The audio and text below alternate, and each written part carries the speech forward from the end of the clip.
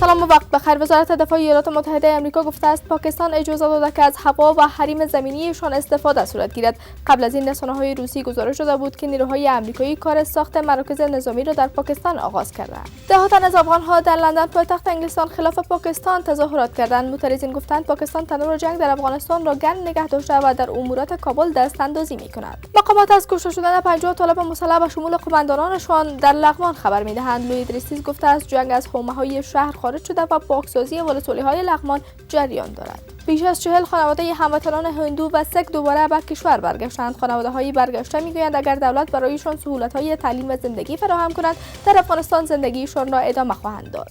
و در سال گذشته بیش از 41855 تن حاصلات کنجد در سراسر کشور جمع‌آوری شده است. وزارت زراعت می‌گوید کنجد در ولایت فاریاب، کندوز، تخار، بلخ، سمنگان، بغلان، هلمند و سرپل کشت شده بود.